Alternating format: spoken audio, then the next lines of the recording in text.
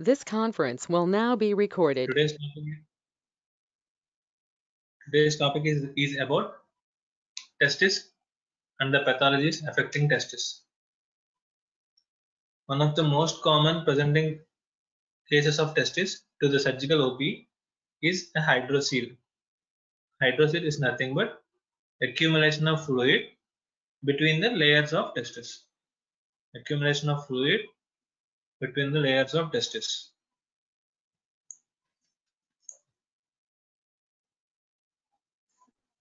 It's defined as abnormal fluid collection between the visceral and parietal pleural layers of the tunica vaginalis. As we all know, at development of testis, when it is descending from the retroperitoneum into the testis, it is brought together by a layer called processus vaginalis. This processus vaginalis is patent at the apex. As the testis descent is completed, this processus vaginalis will become obliterated. If it is not obliterated, it maintains a communication with the peritoneum, leading to accumulation of the peritoneal fluid within the layers of this processus vaginalis, leading to the so-called congenital hydrocele or congenital hernia. A congenital hydrocele or a congenital hernia, they have the similar pathologies, that is a patent processus vaginalis. The only difference is that in congenital hydrocele there is accumulation of fluid, whereas in congenital hernia there is peritoneal contents within it. But the treatment is one and the same for both of them, which is herniatomy. You just reduce the contents or you just reduce the fluid and you ligate and excise the sac. So the treatment for both congenital hernia and congenital hydrocele is a inguinal herniatomy.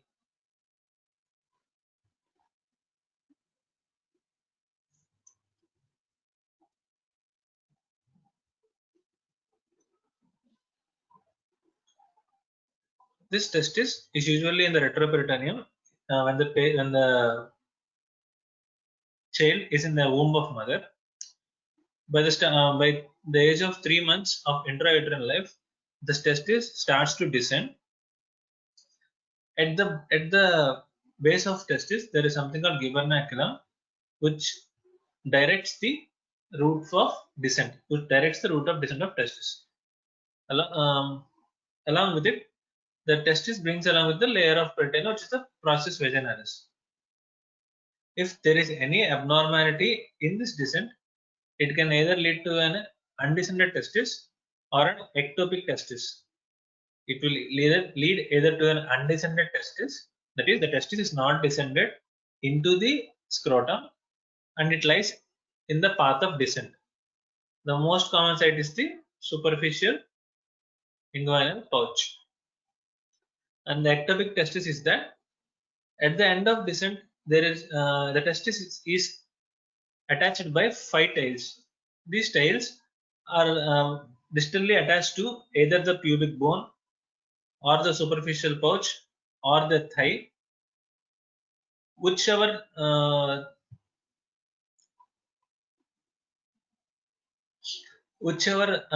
thigh is the strongest, it is the testis goes along with it.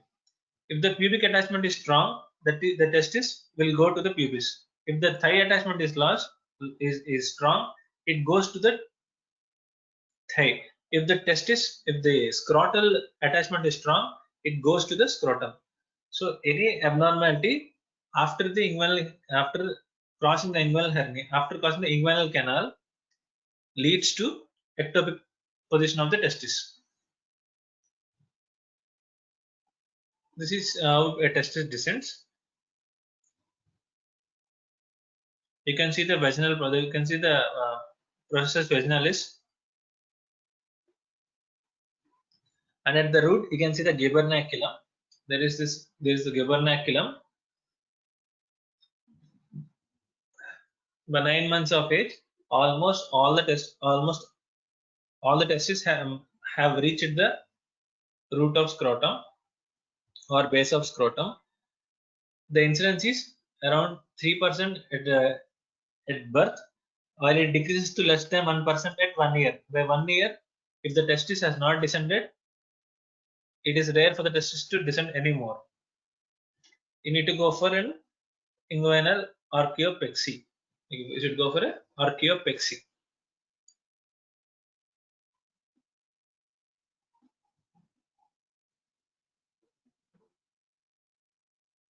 And these are the various layers that covers the testis. The layer that is firmly attached to the testis is tunica albuginea. Around it is the parietal and visceral layers of the tunica vaginalis. Over it lies the internal and external spermatic fascia, and the outer layer constitute the dartos and skin. Dartos and skin. All these layers represent the abdominal wall, because as the testis descends, it brings all the layers along with it. So each and every layer corresponds to some other layer of the abdominal wall.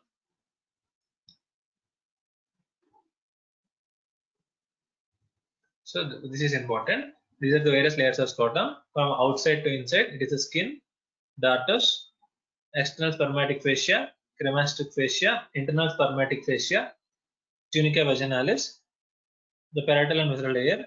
Then it is the tunica albuginea.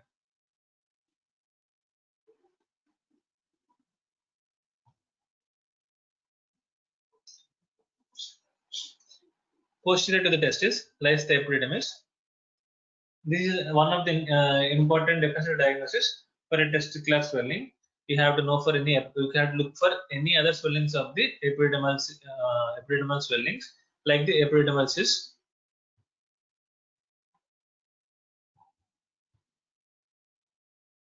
And there are several small structures like appendix of testis, which is an important differential diagnosis in torsion of testis. A torsion of one of the differential diagnosis of a condition called torsion of testis is torsion of appendix of testis.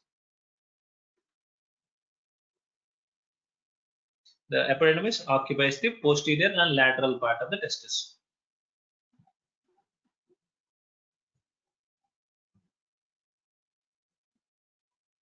This image shows you the blue layer is the tunica vaginalis. It is represented blue because in a surgery for hydrocele, once you have incised the skin and dartos and breaching through the spermatic and cremastic fascias, you arrive at a blue layer. This is where you need to stop your dissection and bring out the enucleate out the sac. The sac of hydrocele appears blue. This is the landmark. This is how you identify a hydrocele sac, a sac of hydrocele. This is how you identify. See, as I told you, it has a slight bluish tinge.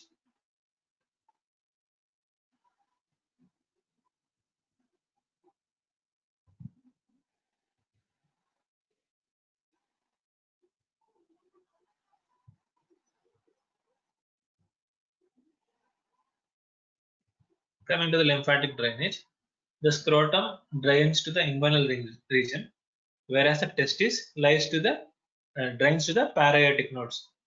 Why this discrepancy? Testis lies in the scrotum, so it should drain to the inguinal lymph nodes. But why not? Why it is not drained to the inguinal lymph nodes?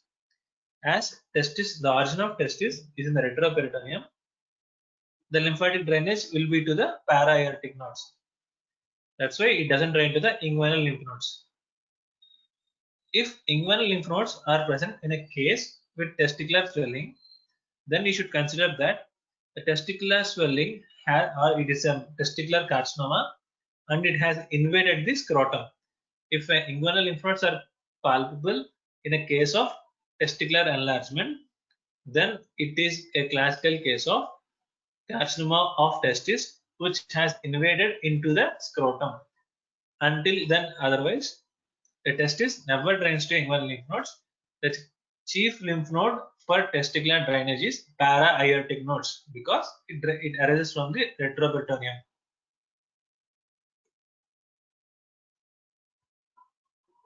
The incidence is 3 to 5%, In full-term infants,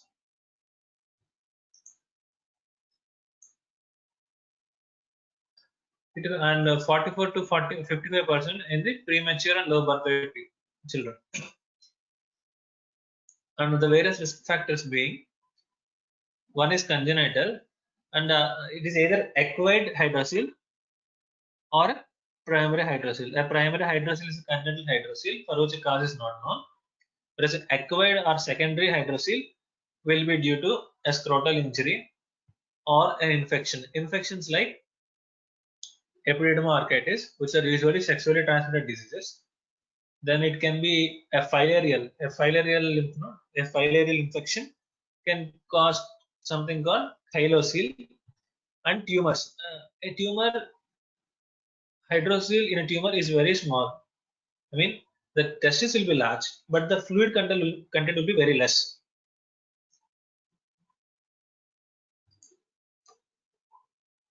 As I said, it is classified as congenital, acquired, primary, and secondary.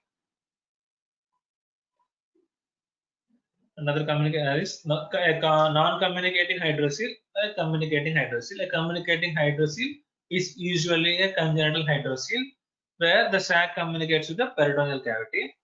A non-communicating hydrocele is one that is not communicating to any other cavity. This is a normal testis. The second one is a non-communicating hydrocele.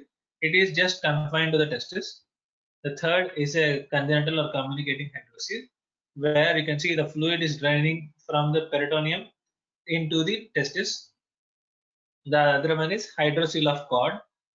Hydrocele of cord is nothing but hydrocele which has arisen from the layers covering the inguinal canal, covering the spermatic cord. Hydrocele is a hydrocele that develops in the layers that is covering the spermatic cord.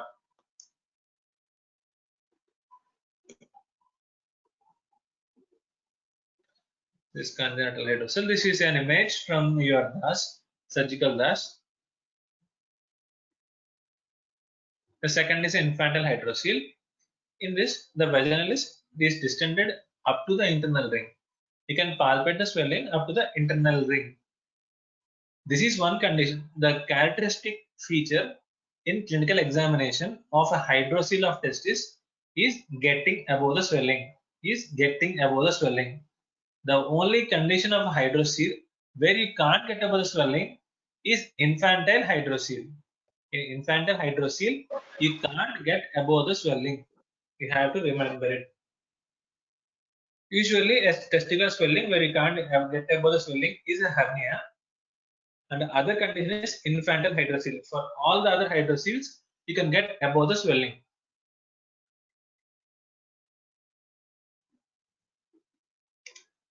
This is a hydrocele of cord, and what you can say, the similar condition in a female that is similar to ancestor hydrocele or hydrocele of cord is a hydrocele of canal of Nuck. Hydrocele of canal of Nuck.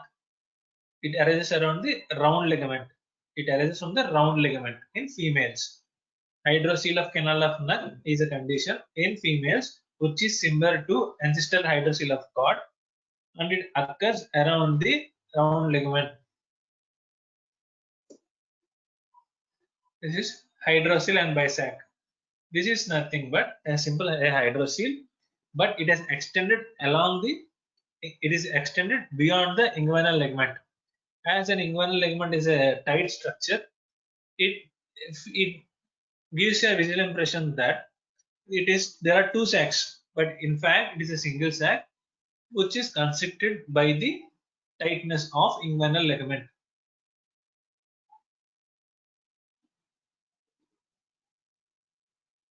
This is hydrocele. You can see it. Below the inguinal ligament there is a swelling, and above the inguinal ligament there is a swelling. The hydroceles can grow to such an extent that the penis gets absorbed into the skin.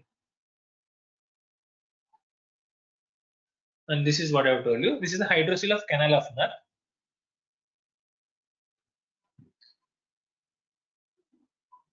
And there is something called hydrocele of hernia sac. and there is another thing like hernia of hydrocele sac. Hydrocele of hernia sac is nothing but the contents, such as omentum or bowel, has impacted at the neck. And as the sac is nothing but extended peritoneum, the inner layer might secrete some fluid, leading to accumulation of the fluid, giving the appearance of a hydrocele. This condition can be differentiated from the normal hydrocele by that. Another important finding in clinical examination of a hydrocele is that the testis is not separately palpable. A testis is not separately palpable in case of an hydrocele. If so, if a testis is palpable and it is a hydrocele, then it is a hydrocele of hernia sac. Just remember this. One, you can get above the swelling in hydrocele, and two, the testis is not separately palpable in a hydrocele. These two are the characteristic findings of hydrocele, and the exceptions are hydrocele of the hernia sac and what? Please, you also interact.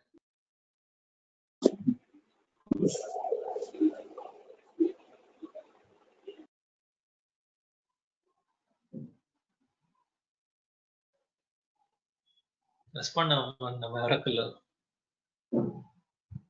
Yes, sir. What is the other exception? Okay. Infantile hydrocele. The infantile hydrocele and hydrocele of hernia sac are the two exceptions for the characteristic findings in case of hydrocele. Coming to the causes of secondary hydrocele, there are infections. It is either filariasis, tuberculosis, epididymis, and syphilis, or injury, post herniorrhaphy hydrocele, post varicocele hydrocele, and trauma. In trauma, this hydrocele may also present as a hematocele. The blood may accumulate between the layers of vaginalis, forming the so-called hematocele. Another condition is tumor or malignancy. So, what causes a hydrocele? It is either increased production. This is how it happens.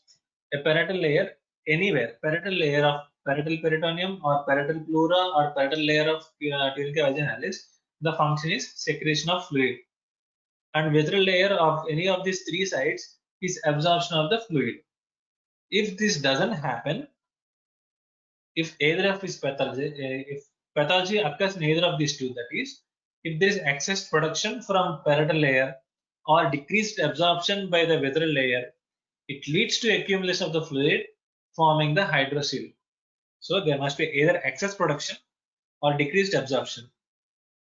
So this is how this is the reason for hydrocele. And where does increased production occurs? It occurs as in inflammation, orchitis or epididymitis, tuberculosis, and filariasis. And in conditions like testicular torsion, there can be something called reactive hydrocele. Reactive hydrocele is nothing but sympathetic secretions. You can call it a sympathetic secretion. There is no specific reason for that. It is just because of inflammation. And in tumors of testis, and conditions leading to decreased absorption, surgery in the inguinal region, or a renal transplantation where you have interrupted the drainage, or radiation where you have damaged the sensitive layers, or in case of peritoneal and peritoneal dialysis and ventricular peritoneal stents. After this visceral layer has absorbed, this fluid is further drained by the scrotal lymphatics or the venous system. So any damage to the scrotal lymphatics or venous system will also cause a hydrocele. Scrotal lymphatics are usually damaged by filarial wounds, radiation, and so on. And the venous system is damaged. The venous drainage is as follows: the testis, is drained by the pampiniform plexus of veins, which becomes the testicular vein, which drains into the inferior vena cava on the right side and left renal vein on the left side. So any pathology in this pathway can also lead to a swelling. It either can lead to a varicocele or it can produce hydrocele.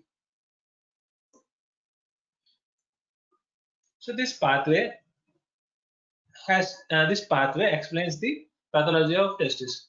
Also, it has given an idea how you can treat a testis, how you can treat a hydrocele. So in case of excess production or decreased absorption, the problem is at the vaginalis. The scrotum is not at fault. This has been used. In any surgery for hydrocele, you avoid the sac. This is because the fluid now produced is absorbed directly into the scrotal lymphatics. Do you get it? The fluid that is produced is absorbed directly into the scrotal lymphatics. This is the basic basis or principle of surgery for hydrocele.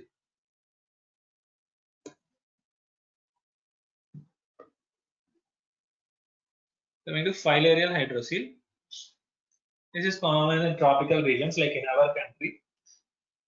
The characteristic problem is that you can't operate this case. If you operate this case, there will be decreased healing or recurrence because this filarial hydrocele predominantly affects the scrotal lymphatics. So even if you do a surgery, there is no benefit from it. Also, the contents would be a chylocele. The patient will have chyluria. Now, and also these patients have decreased healing rates. This is a filarial hydrocele.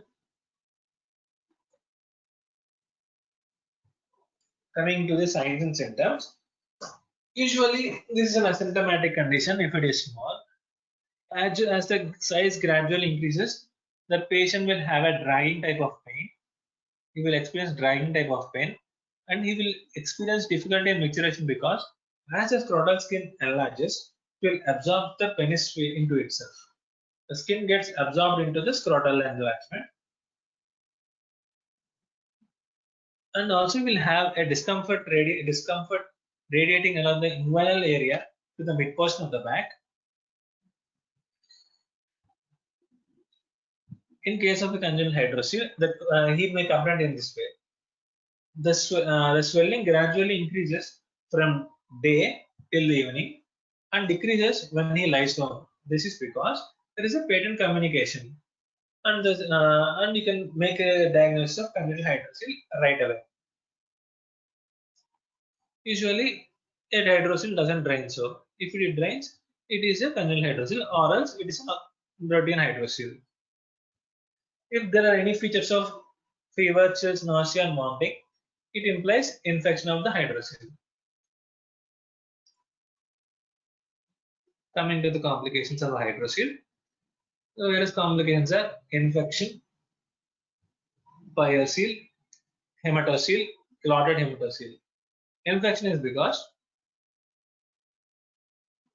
any urinary tract infection can themselves infect the testis, further complicating the hydrocele fluid, leading to infection, forming a so-called replacing the fluid with purulent material, forming the so-called pyocele. Pyocele is nothing but accumulation of pus between the layers.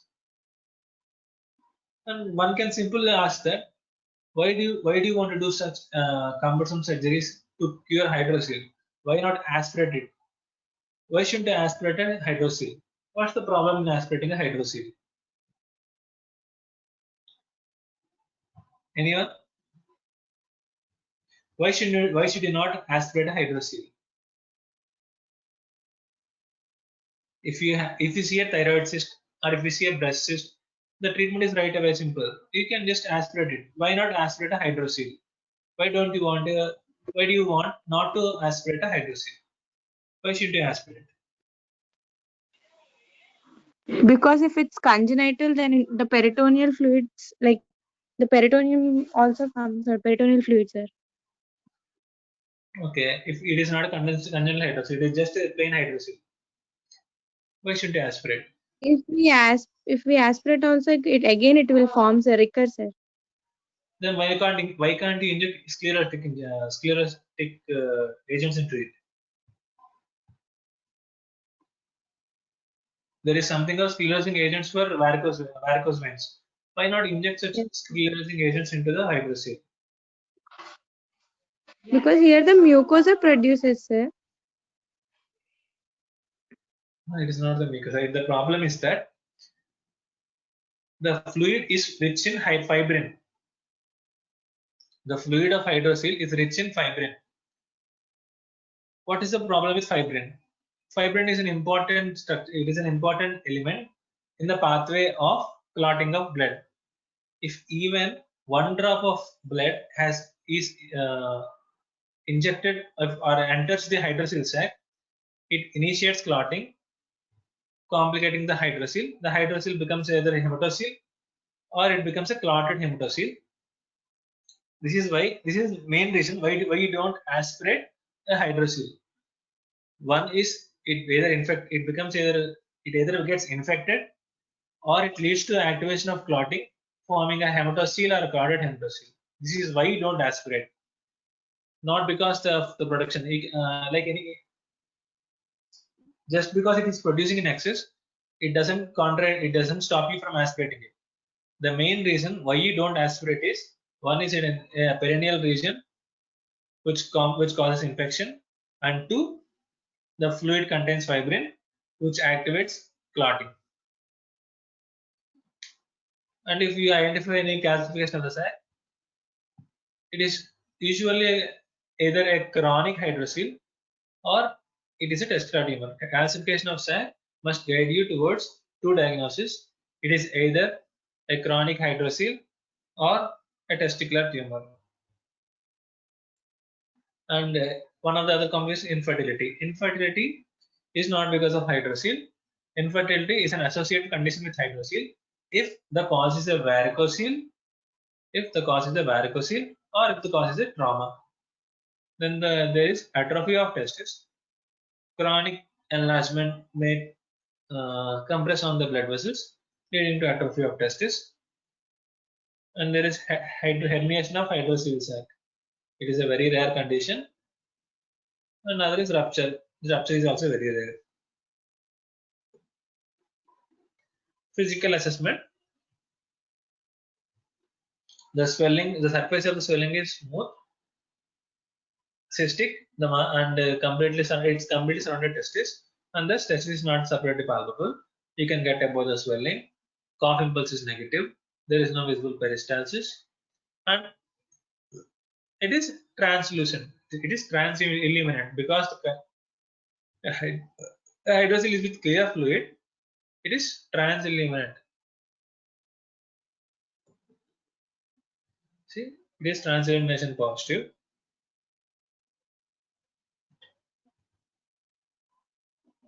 And this transillumination might be negative in a hylocele or hematocele or a pyocele.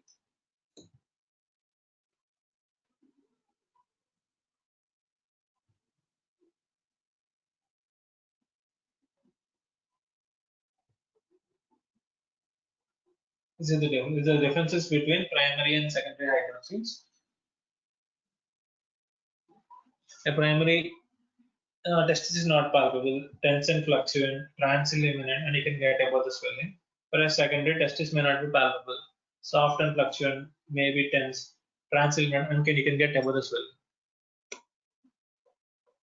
The lab findings is insignificant. Imaging studies, these lab findings and imaging studies is not important in view of hydrocele. It is important in view of planning for surgery. And the one investigation that you must get is an ultrasound of testis. Because you need to know for the condition of testis, the vascularity of the testis, and if the testis is salvageable. And the various differential diagnosis for hydrocele is testicular tumor, epididymal cyst, spermatocele, scrotal edema,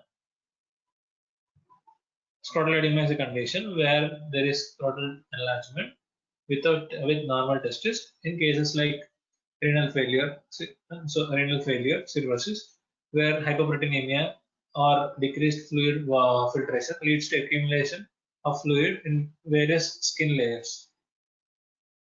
And the other is an irreducible inguinal hernia.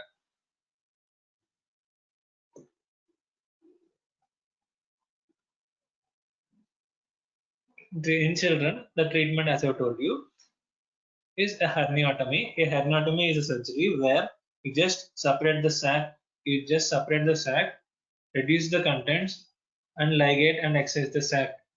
You don't repair any muscle layers in herniatomy. Remember, you never repair any muscle layers in herniatomy. If you add muscle repair, it is called hernia raphe, and it is usually done for ages more than 20 years or more.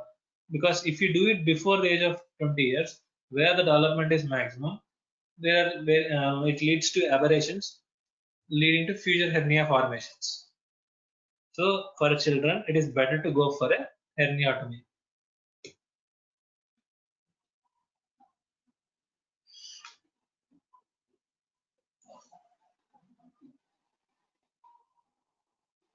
If the hydrosis is small and asymptomatic, you need not treat. You can just assure the patient and ask him to come for follow-up. If he has any pain, the swelling is gradually growing in size and he is having significant discomfort, then you can ask him to come for surgery. There are various procedures that you can do for hydrocele of testis.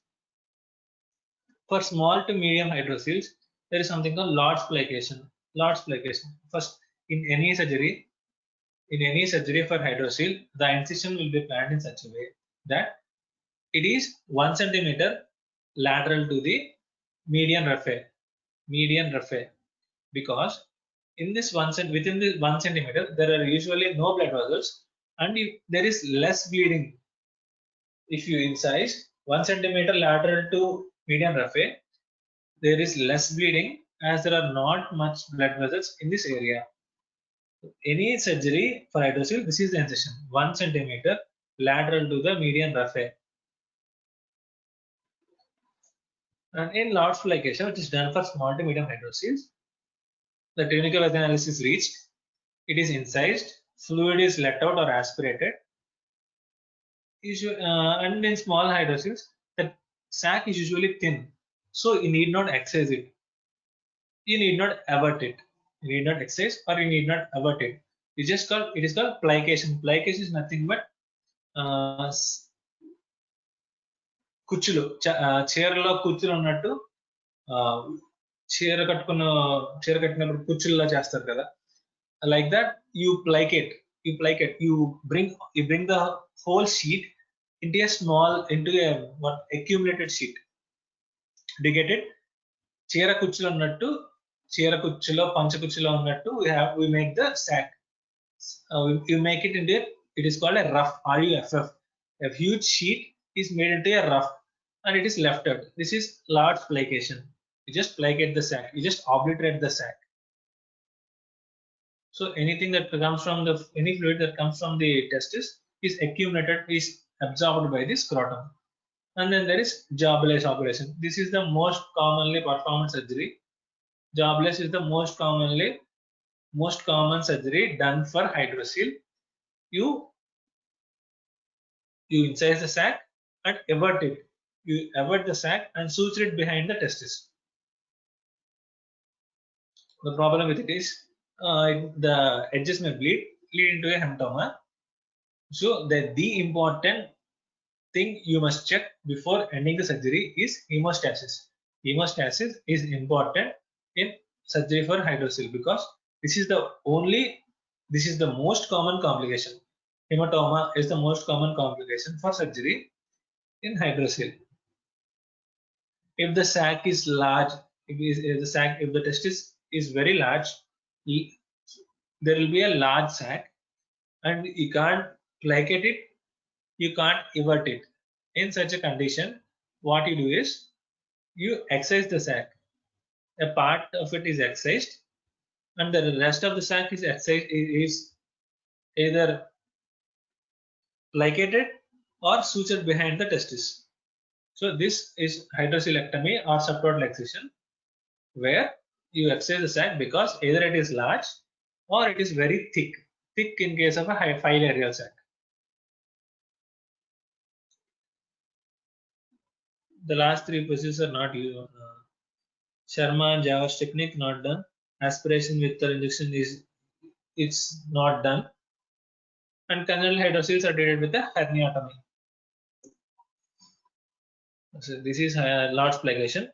Multiple sutures are placed like this, and all the sutures are pulled together, leading to obliteration of the sac. The second one is jobless procedure, where the sac is sutured behind.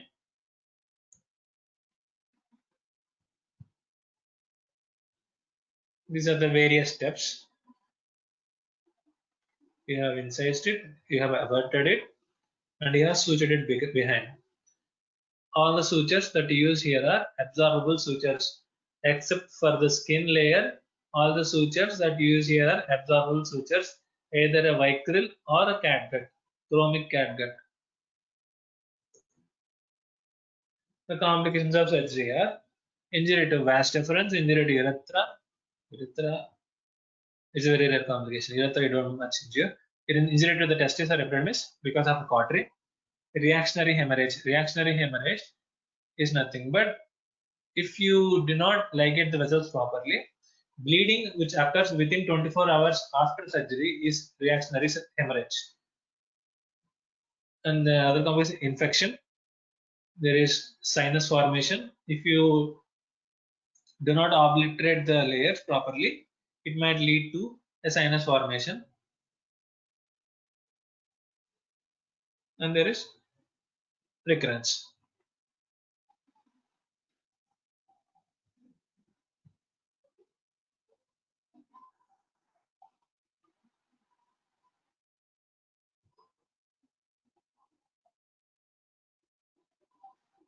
This is today's class. Next class we will discuss about testicular tumors. Okay. Any doubts?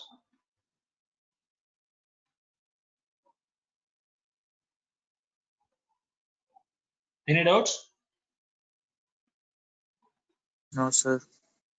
Okay. Here, attendance under their permits.